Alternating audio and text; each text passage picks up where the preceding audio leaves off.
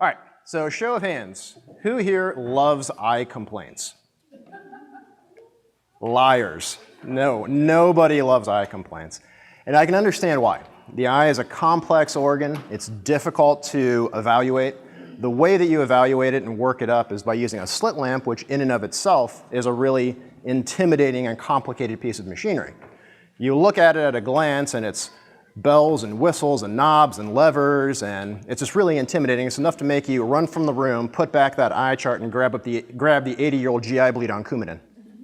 So the goal of this lecture is to make you at least a little bit more comfortable with eye complaints and working them up. So the way that we're going to do that, brief review of eye anatomy because understanding pathology stems from anatomy. Brief anatomy of the slit lamp itself because understanding the slit lamp means that you understand the parts that make it up. Technique for using the slit lamp, and then common infectious and traumatic disorders. And this is one of my favorite cartoons. Offhand, I'd say you're suffering from an arrow through your head, but just to play it safe, I'm ordering a bunch of tests. That's emergency medicine in a nutshell. So the eye complaints, really, you don't have to order a bunch of tests. It's a pretty straightforward history, thorough exam, sometimes some imaging like a CAT scan for select patients, but the majority of the time, history and physical, and you know what you're doing. So, real briefly, eye anatomy. We're going to move right through this. The lids protect and lubricate. The skin is thin, has no sub-Q fat, supported by a tarsal plate, which is important for evaluating for foreign bodies. Underneath that are meibomian glands, which secrete the tear film and can become inflamed and swell and cause chalazion and styes, which we'll circle back to. The eye anatomy itself of the conjunctiva, there are three parts. There's the palpable conjunctiva, which is on the inner aspect of both of the lids, which wraps around into the fornix, the fornical conjunctiva, and then firmly inserts into the bulbar conjunctiva, which inserts essentially at the limbus. So contrary to what that patient who has lost their contact lens and swears it is behind their eye tells you, that cannot happen. It does not go back that far. It'll get stuck up here, if anywhere. The sclera makes about 80% of the exterior part of the globe. The white collagenous outer wall of it is continuous with the cornea anteriorly and the optic sheath posteriorly, and the extraocular muscles attach into this. Two segments, the anterior and the posterior segment. The anterior chamber lies between the cornea and the iris, the posterior chamber between the iris and the lens. These are both filled with aqueous humor, which is secreted by the ciliary body right here, flows down through the pupil and then out through the outflow tract in the canal of Schlemm, which is important for understanding the pathophys behind acute angle closure glaucoma.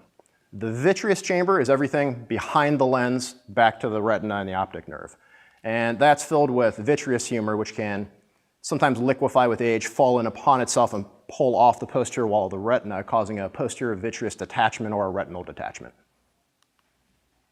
So the cornea is the majority of where we're going to spend our time because this is where most injuries take place. There's 5 parts, 5 different layers of it. You don't have to remember these, but the stroma is the largest part of it. You can see here epithelium, Bowman's, stroma, which is about 90%, deciments, and then the endothelium. The endothelium is important only because it helps bring nutrients and oxygen to the cornea, as does the tear film superficially. The anterior chamber angle. The angle is formed right here at the outflow tract between the cornea and the root of the iris. Contains the canal of Schlemm, which is how the aqueous escapes out of the eye and into the systemic circulation. When it gets occluded or stenotic, or the angle itself narrows down so that not as much aqueous can egress out of it, that's when you develop increased intraocular pressure in glaucoma. The uvea, the only important part for this that concerns us is the ciliary body, which is right here, which is what secretes aqueous. So, emergency department ophthalmology goals. Your goals are to assess for ruptured globe, foreign body, corneal abrasions and ulcerations, and herpetic keratitis. The way you do that is with the slit lamp. Slit lamp provides excellent magnification from 2 to 4 times to 32 or 64 depending on your lamp, and lets you actually see the pathology in foreign bodies. It also stabilizes the patient's head for when you're removing those corneal foreign bodies. So, anatomy of the lamp itself. This is where things start to get a little complicated and intimidating for people. If you break it down, it's pretty simple. There's an eyepiece right here. There's focus control, which is a joystick. The way that you focus the lamp is you drive it forward and backwards to and from the patient. You're not going to run it into them. It's not going to hit their nose. It's not going to pull off and fall off the table. So just back and forth until you find the proper focal length and you can see things in focus. The rheostat, or the brightness control, is typically right down here. Your eyepieces that you can move back and forth so you can get good vision. You're going to have a filter control, which is either going to be up here or right down here. And we'll come back to these in a little bit. So, troubleshooting. There is nothing worse in the world than going in, talking to a patient, telling them exactly what you think they have, telling them how you're going to work it up, sitting down at the slit lamp, and then you can't get the thing to turn on. Everybody hates that. There are a lot of ways to troubleshoot this. Number one, no-brainer, check all the connections. Make sure the thing's plugged in. Sounds simple, but people forget to do that. Where it goes under the lamp and into the lamp itself, sometimes the cord can come out or get frayed. If you kind of jiggle that, sometimes that'll make it work also. So, your power is on, but there's no light.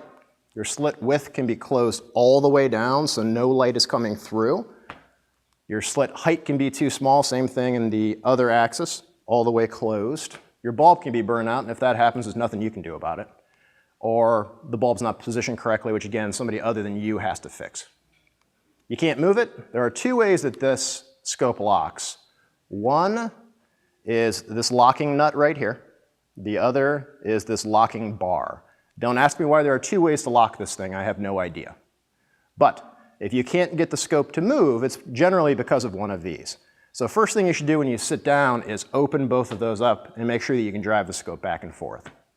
Sometimes the bar will get kind of bumped by someone's finger when they're leaving it after the last exam, or if one of your partners is a real sadist, they might tighten that down and click it forward when they finish with the previous patient. It's another reason to be nice to your partners. If you can't focus it, check your eyepieces. Make sure the patient's head is correctly positioned. The patient's chin goes here. Forehead always against this little brace. And then the pupil alignment marker should be lined up with the lateral canthus of the eye. If you cannot get the cornea in focus despite doing all of these things, take your eyes out of the scope, look at the patient. $10 says that they have pulled their head back away from this. No matter how hard you try, if they've moved their head back and they're not holding it against that little cross brace, you will never find the proper focal length and see what you need to see. So, systematic approach. Visual acuity, you've heard it before, it's the vital sign of the eye. Always, always make sure that you get it. The nurses hate doing it, but they know they have to, so make sure that you check it. Always evert the lids for foreign bodies. Then you can kind of do your gestalt of the eye. You can look at the lids, the lashes, the conjunctiva, sclera, cornea, iris, and lens. You initially want to use diffuse illumination, which we'll go back over all of these in depth in a minute, which is a wide beam, low mag, so you can see everything. Then you narrow down your beam to look at specific corneal lesions that look abnormal to you. Then you'll repeat the process typically under a cobalt blue filter after you've put fluorescein in. You look at the anterior chamber, and then, like I said, you stain. So, position of the lamp. The arm pivots around 180 degrees in front of the patient. Typically, you're always going to have the biomicroscope straight on, looking directly at them. The light source will pivot to 45 to 90 degrees, but typically it's either going to be straight on or at 45 degrees for your thin slit. You really never have to move it more than that for most things. Your methods for viewing the diffuse illumination, again, this is your gestalt of the eye, and then direct illumination, which is more your thin slit. You might hear this term, the parallelepiped technique. Big fancy term that just means thin slit. You don't have to remember it. And then there's a conical beam section for looking at the anterior chamber, and another method called indirect illumination, which we are not going to use. So, diffuse illumination. Biomicroscope, straight on. The light generally straight on as well, though sometimes you can move it out to a bit of an angle if you have to. Wide beam, so no slit, wide beam. low to medium magnification, though generally low, and then medium to high illumination or brightness. And this is your way to see all of the eye in a snapshot. You can make sure there isn't a chalazia or a foreign body in the lids or lashes or the fornix. Make sure that there isn't anything else that would jump out at you that you didn't see initially. The thin slit, you narrow the beam to 1 to 2 millimeters to look at specific sections of the cornea, microscope directly in front of the patient, and light source out to 45 degrees. This allows you to see the cornea in 3 dimensions. Useful for looking at corneal structures in depth, especially foreign bodies, engaging how deeply embedded they are in the cornea, and allows you to focus in the scope on a specific area.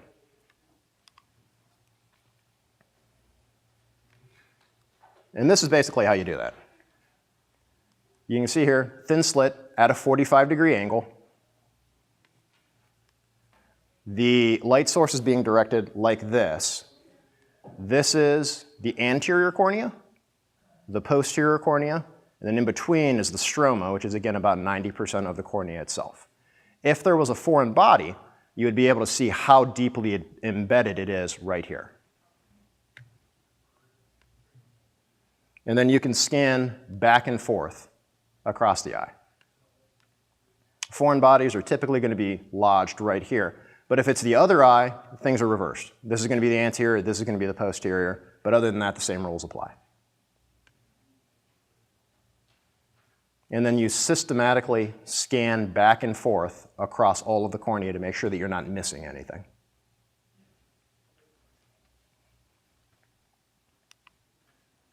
And again, this is the 3-dimensionality of the cornea, and again with kind of a schematic of how your equipment is set up. Conical beam is not something that we do very routinely. It's useful for seeing cells and for seeing flare in the eye.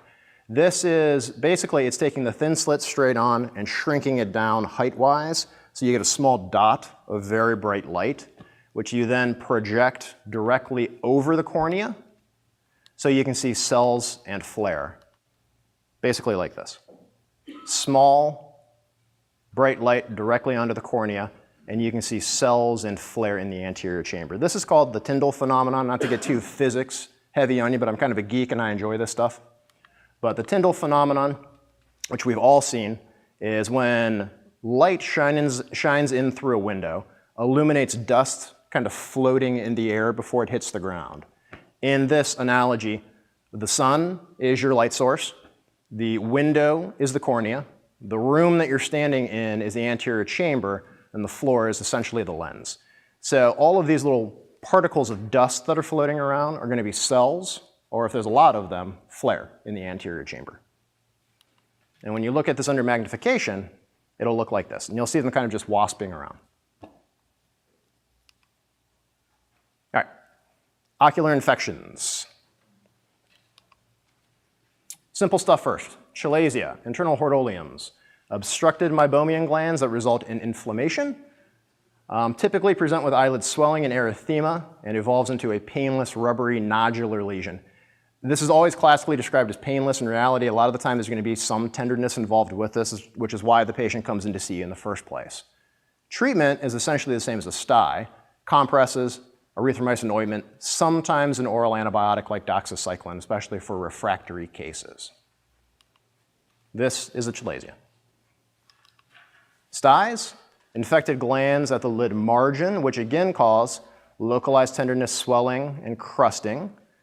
The way to differentiate these is by their acute onset growth and tenderness, but more so is by their location.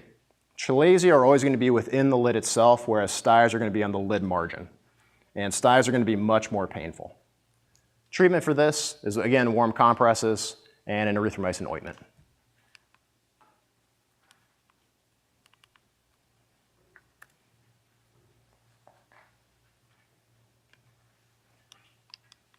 And this is the Stye, with, it looks like probably a little bit of lid cellulitis with it. So again, the way to differentiate: Stye, lid margin, really painful. Chalazia within the lid itself, not so painful. So chalazia are going to occur up here, and styes will occur down here. Conjunctivitis, bacterial, viral, and allergic. We all know the epidemiology for this. It's usually strep pneumo, H. flu, MCAT, the usual organisms. For bacteria, it's usually purulent discharge of the lid margins, eyelid matting, especially in the morning when in the pediatric population these kids wake up, their eyes are usually matted shut, which is a very sensitive symptom for a bacterial conjunctivitis. Treatment is an antibiotic ointment or drop, anything from a trimethoprim to an erythromycin to Tobrex drops. An important point here is for contact lens wearers, you always need to cover Pseudomonas, and the way that you do that is with a quinolone drop, typically Cipro or Ofloxacin. The viral is usually going to be adenovirus. Viral prodrome, conjunctival injection, watery, non-purulent discharge, and a lot of the time patients will have a palpable preauricular node. If you stain these people, you're going to see kind of a diffuse superficial dye uptake over the cornea, which is just a keratitis from the inflammation. Treatment for this is cool compresses and opto follow-up if they do need it. Allergic conjunctivitis, very itchy, very injected, a little bit of local swelling. Conjunctival papillae, which look like this, which is pathognomonic for a allergic conjunctivitis. And treatment for this is obviously you avoid what caused it, antihistamines, and sometimes other meds which we're not going to use in the ER. Gonococcal conjunctivitis. If you ever see a patient who comes in with purulent discharge, they wipe the eye and almost immediately the same volume of the discharge comes back, that's probably going to be a gonococcal conjunctivitis. These people usually have STD symptoms as well, but you need to treat them a little bit differently. They get ceftriaxone and sometimes admitted because there's a high likelihood of developing a corneal ulceration and perforation with this. Corneal abrasions. Treatment for this, topical analgesia, tetracaine, pontocaine, whichever you have. Typically it's tetracaine in the UH system. You look for a foreign body or penetration of the globe for an open globe. And if you ever see several linear, vertical, straight abrasions like this, that means that there's a foreign body underneath the eyelid. So you always need to check under there to make sure that there isn't a tiny foreign body hiding up and under. Because if you don't get that out, no matter what you do for them, they're going to go home, and every time they blink, they abrade the cornea more, and they're going to come right back. So oral pain meds if needed. Typically NSAIDs, but these can be exceptionally painful, so there's really nothing wrong with using a narcotic pain medicine for a day or two with these people if you think it's appropriate. Again, antibiotic drops. One important caveat here is, again, contact lens wearers need a quinolone drop. If the abrasion was caused by any organic matter, like the patient walked into a tree branch, child scratched their eye with a nail, you should cover for Pseudomonas as well with the same quinolones. And again, you can see linear abrasions right through here, and one large one right here. Corneal ulcerations. These are an entirely different beast. These are much, much higher risk. These are typically from an infection or an abrasion which has become secondarily infected. You'll see a broad-based ulcer with uptake on the margins. These are at very high risk for perforating the anterior chamber. If you ever see a patient with this, they're going to be injected. They're probably going to have some surrounding edema or a preseptal cellulitis of some kind, and they're going to be exquisitely painful. So you work these up in the exact same way. The difference is your management. Call ophtho and get ophtho involved.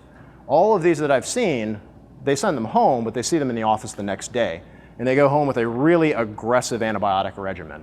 Typically, it's going to be a quinolone drop every 30 to 60 minutes while they're awake, and another drop, like a Tobrex, every 2 hours. And they get followed up the next day to make sure they haven't perforated.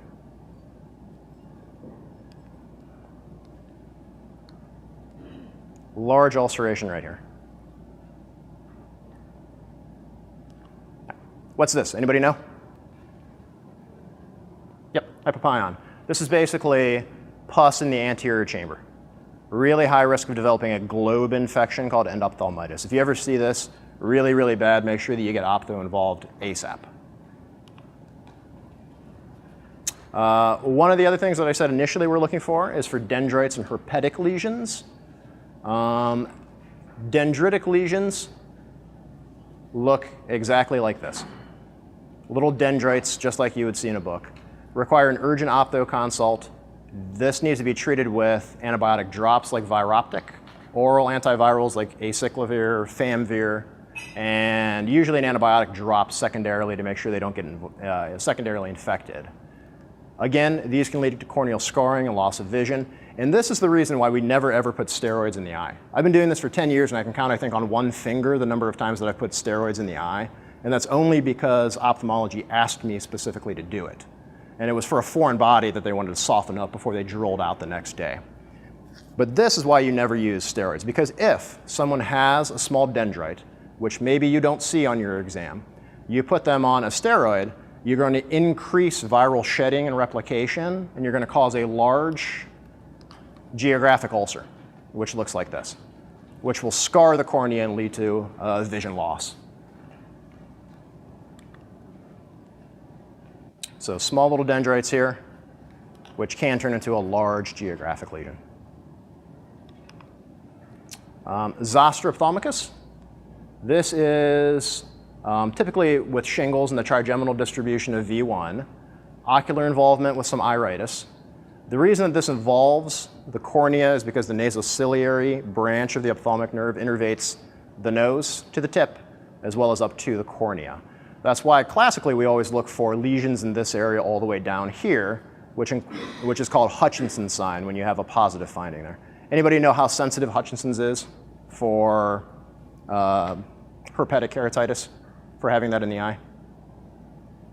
It's pretty miserable. It's like 10 or 20%. So you can't rely on that. But that said, you still always look for it, and you always document whether it's there or isn't there. And here's the anatomy. Yeah. Again, Hutchinson's sign, which is a lesion down to the tip of the nose.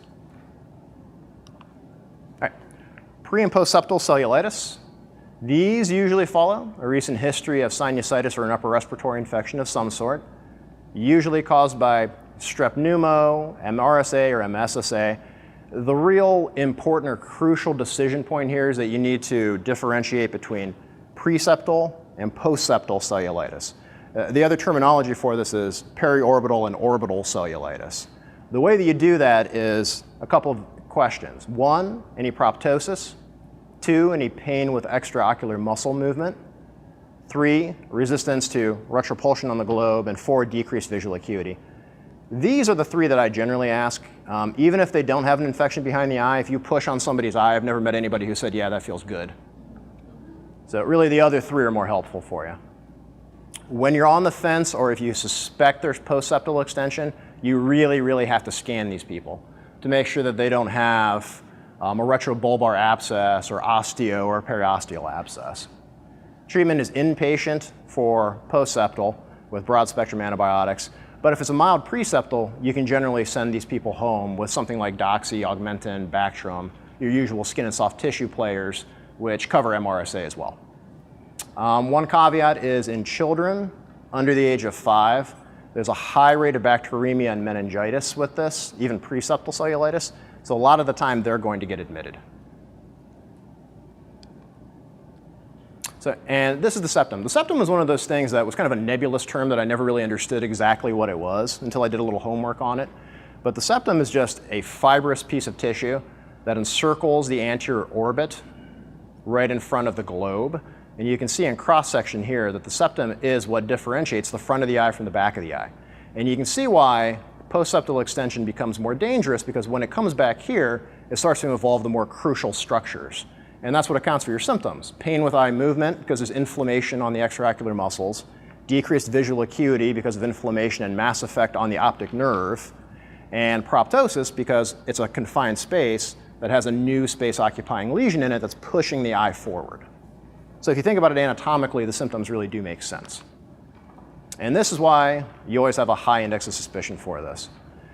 You can see on this side, normal globe, normal retrobulbar space, and on this side, one significant sinus disease. You can see that there's soft tissue edema, that the globe has been pushed laterally and forward for proptosis. And the reason for that is that there's a new space-occupying lesion right here, which is a large retrobulbar abscess. These people obviously get admitted, broad-spectrum antibiotics. You get ophtho or ENT involved because they need to go to the OR as well. Acute angle closure glaucoma.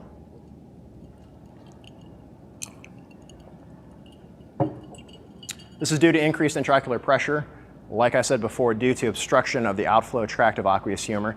This is schematically a nice representation of what exactly happens. This is the ciliary body down here, which secretes the aqueous, which comes out through the pupil to the anterior chamber, drains out through here. So you can see if there's any kind of obstruction through here, that it completely negates the efflux, and you're going to have increased pressure here. The way that you work this up is by checking the pressure within the eye. And you're going to do that with a Tonopen. Tonopen is another one of those things that everybody hates using. In the old days, I know a lot of us who've been doing this for a while remember the old ones where you'd push the button, you'd stand there, you'd wait a minute, it would tell you to flip it over, you would go like this, and then 9 times out of 10 it would tell you it was bad. And you'd have to do it again. And you'd do this 5 or 6 times in front of the patient while they're wondering if this is your first day on the job. So we have some newer Tonopens which are pretty slick, one of which we'll show you today in the skills lab, which basically shoots a small little pellet at the anterior cornea and checks the pressure completely painlessly. Some of the other ones that we use, you still have to tap the front of the cornea, but it's much, much easier to calibrate than the older ones. And when these patients come in, they're going to have injection, they're going to have a steamy cornea and a mid-dilated non-reactive pupil, which is also an afferent pupillary defect. And this is what this looks like. Steamy cornea, mid-range, non-mobile pupil. Always check the pressure on these people. If it's elevated, you give them acetazolamide, timolol topically, steroids, get ophtho involved, because sometimes these people need to have a paracentesis and get drained. All right, trauma. Anybody ever seen this? Somebody comes in with a fish hook or something through their eye? Yeah, it's a pretty simple diagnosis to make. But even on your first day, you're going to catch this one. So, normal cornea. You can see here a foreign body within the cornea itself. And this is where the thin slit under high magnification really lets you see how deeply embedded this thing is. So you can tell a lot of the time before you even start if you're going to be able to get this out or if this is something that ophtho is going to have to ultimately drill out. And this is the way that you would go about doing it, getting it out. You would stabilize your hand against the slit lamp and then use a needle, typically an 18 gauge, from more of a tangential angle where you kind of try to flip the foreign body or flick the foreign body off like this. You don't go directly at the cornea with the tip of the needle because you can actually pierce it, which I've seen people do. You come at it from the side and try to just flick it off. It's actually pretty simple to do. And this is a good schematic of what that looks like. The other way that you can do this, and we do have in our departments, is you can use an eye burr to drill this out, including after you've removed the foreign body, sometimes you'll have a little residual rust ring, which you or ophthalmology can drill out. And here's what it looks like. You can see a foreign body.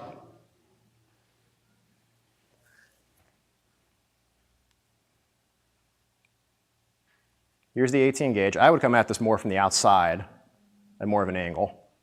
You can see how he tries to flick it off. Higher magnification. Gives him another corneal abrasion. Keeps on moving. And then finally gets it off. And you can see a little residual rust ring left behind. The rust ring is not something that you emergently need to take out. It's something that ophtho can get out in the office in a couple of days. But this is the eye burr if you would decide to do that yourself. I'm not a big fan of doing this. Something just tells me not to take a glorified Dremel tool to somebody's cornea. But you know, if you feel comfortable doing it, you can. And that's what it looks like afterwards. You're going to have a large corneal abrasion, which you would treat the same way. Pain meds, antibiotic drops. And this is why you always evert the lids. You see this little guy hiding out underneath there? If you don't fully flip this out, guaranteed this will keep abrading the cornea even after you've sent them home. Now the way that you flip this, the upper lid especially, is Q-tip on top of the lid at the base of the tarsal plate, which is right here. Grab the eyelashes and flip it up. So you can see all the way underneath here. So two things. Number one, when you do this and there's family in the room, freaks them out and it's really fun to watch. 2 is if you let go of this, sometimes it'll actually stand like that too. Patients don't like that, but it will go back down. 3, wear a glove. I don't know why this guy's not. All right. After you've anesthetized, you're going to put some fluorescein in. What is fluorescein? It's a stain which absorbs light in the blue wavelength and is why you use the cobalt blue filter. And when you put the light on it, it fluoresces a green color. It's not only invaluable, it's really the only way that you're going to see small foreign bodies, abrasions, ulcers, and dendrites. When you do this, you can measure the size of the lesion, and you can do a Seidels test, which we'll talk about in a second. How do you put the fluorescein in the eye? Anybody know? Yeah, with a strip, but how exactly? Yeah, you put some tetracaine on it, pull down the lower lid, and then touch the test strip to the lower lid. You can flip it over and do the same thing. I've seen people before take the strip, not put any kind of liquid on it, scratch it across the front of the cornea, big abrasion, or put tetracaine on it and then touch it directly to the front of the cornea. And even if you're not doing any harm to the cornea, it's going to instill so much fluorescein into it that you're not going to be able to see anything behind it regardless. So far and away, the best way to do this, put it on the lower lid, let them blink several times, it'll diffuse throughout the entire eye. Seidels test is invaluable for trauma. This means that there is a ruptured globe. Always, always call ophtho immediately, and always, always document whether this is positive or negative in any kind of eye trauma. So, what is Seidels test? Seidels test is basically where you look for a small penetrating trauma in the cornea, you instill fluorescein, and then you look at it. You can see if there's penetrating trauma, the aqueous will leak out of the perf and will be like a waterfall of fluorescein running away from the perforation.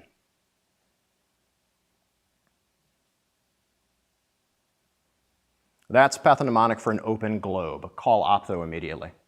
Sometimes these are going to be really obvious. Sometimes they're not going to be very obvious. The few small ones that I've seen like this, where there really wasn't a whole lot on physical until you stain them, is always from somebody who's hammering a piece of metal, and a piece of metal flies off, strikes them in the eye. You look at the eye and it's underwhelming, but almost guarantee they're going to have a piece of metal in the back of the globe. So if you see something like that, that's one of the few times that you do imaging, like a CAT scan. CAT scan has excellent, excellent sensitivity for foreign bodies, especially metallic ones. And if there is a foreign body in the back of the eye, you've got to catch it because these people will invariably get endophthalmitis and get enucleated to lose their eye. If it's not a busy day either, you can cover everyone up with their eye very gently and use the ultrasound to diagnose it because you'll see the metal foreign body immediately. Absolutely. Very good point.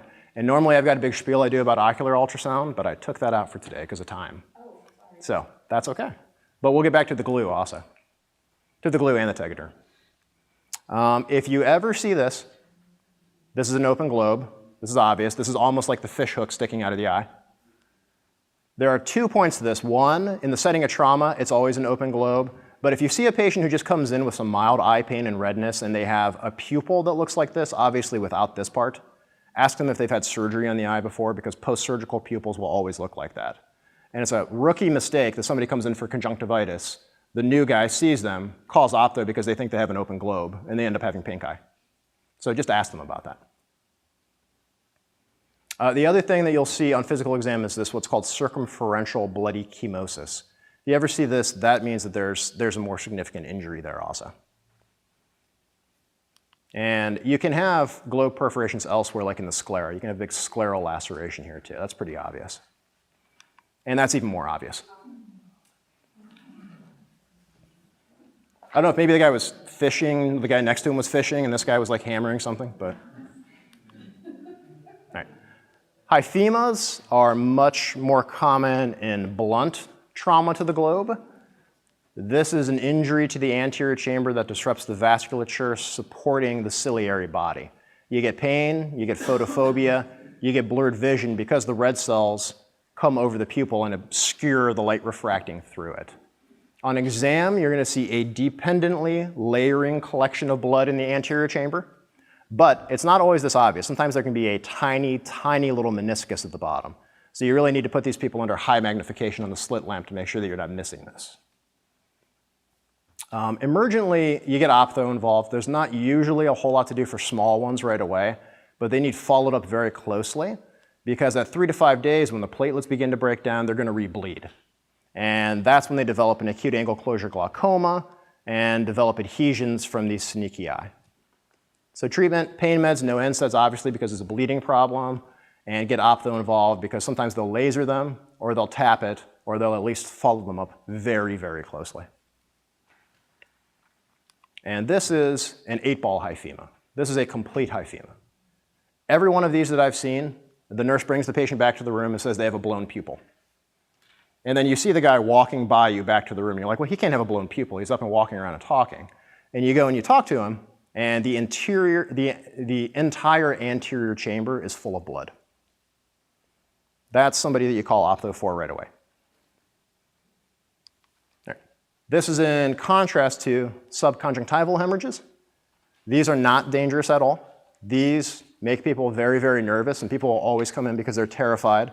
They sneezed or they coughed and they saw a big red spot in their eye. Generally don't require any kind of labs. The caveats to that are if they're on Coumadin, you're going to check their INR. If they're thrombocytopenic or have a history of that, you're going to check their platelets. The new novel anticoagulants, we all know there's nothing to check, but those people are at a little bit higher risk as well. This scares people, but it's completely benign. The blood does not cross the limbus and go into the anterior chamber and cause a hyphema because there's a strict separation there. So even though people are going to be very, very worried about this, completely harmless and nothing to do, unless you're this guy. In that case, I think you probably need an exorcism. All right, glue in the eye. Who here's glued an eye shut? Don? It was my PA working under me. I remember that. It wasn't me, though.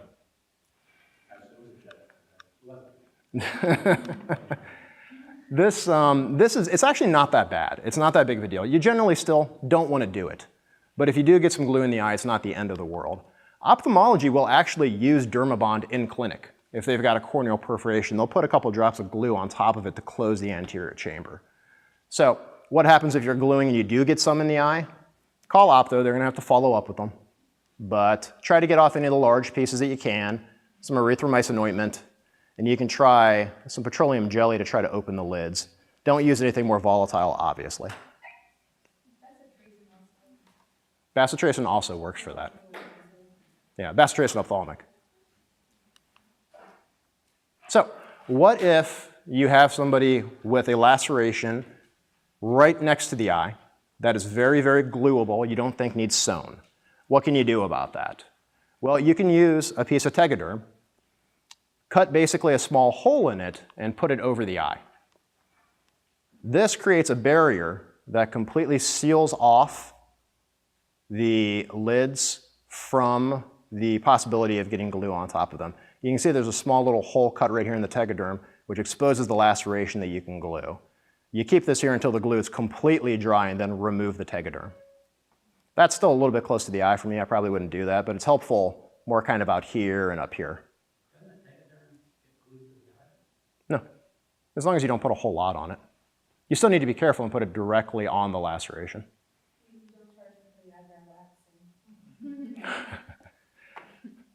That goes into critical care time. All right. Speaking of eyelid lacerations. So, patient comes in with something like this. What can you close in the ED? Well, the answer is right here. You can close the blue arrow. Don't close the white arrows. Why? Well, here are some contraindications to closing lid lacs. If the lac involves the lid margin, which this does in several different areas, if it's a full thickness lac, all the way through the tarsal plate to the other side of the lid, if there's any damage to the nasolacrimal system, if there's any ptosis, which means that the levator mechanism has been disrupted, or any orbital fat, meaning that the trauma is extended to the back of the eye or the retrobulbar space. And the no-brainers if there's a globe perf for an intraocular foreign body. So here's why. A little bit more eye anatomy. If it goes all the way through the lid, you're obviously not going to close it. If it violates the lid margin, because that's a very cosmetic area, you won't close. If the levator mechanism is disrupted, which is right here, meaning that they can't open their eye completely, or if you see any fat, which is right back here behind the septum, those are your contraindications. Of all of these that I've seen, the one that I've seen the most consistently is you'll see a little bit of fat herniating out through the laceration. So that's why Ralphie always says, did you check for exposed fat? All right, so can this laceration be closed in the ER? Anybody? Who says yes? Who says no? The no's have it. So here's why. It's because it involves the nasolacrimal system. Always, always beware of medial canthal injuries. You need to suspect canalicular involvement anytime that the laceration involves this segment. These are very high risk for long-term morbidity because these patients need to see oculoplastics, get a stent placed into the system, and then have micro-closure, typically with 7 or 8-0 or 9-0 suture, to get very good cosmetic approximation. This is probably even more apparent than a vermilion border laceration that isn't perfectly approximated. So always, always get oculoplastics involved for this, especially when in doubt. All right, and these are some excellent resources, which I stole a couple of the videos from this one, which is very good. All right, any questions? All right, thank you.